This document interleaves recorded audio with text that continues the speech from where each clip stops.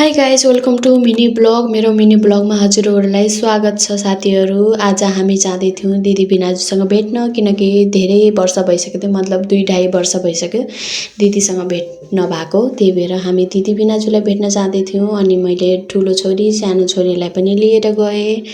अनि त्यसपछि पुगेर हामीले पियौँ पानी पिलाउनु। उहाँ चाहिँ मेरो क्युट स्विट दिदी हुनुहुन्छ, उहाँ चाहिँ उही हुनुहुन्छ हाम्रो दिदी।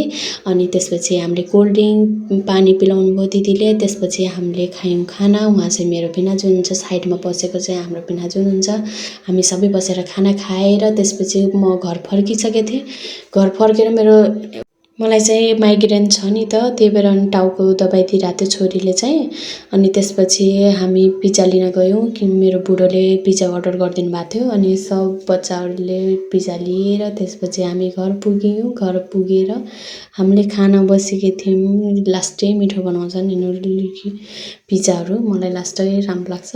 अनि त्यसपछि हामी सब बच्चाहरूसँग म चाहिँ पर्सनली मलाई बच्चाहरूसँगै राम्रो लाग्छ, बच्चाहरूसँग खानुपिनु गर्न राम्रो लाग्छ। अनि मलाई ठुलो मान्छेहरूभन्दा पनि बच्चाहरूसँग इन्जोय गर्न लास्टै राम्रो लाग्छ। ठुलो मान्छेसँग त के कुरा काट्ने यताउता गर्ने ठिक्क हुन्छ।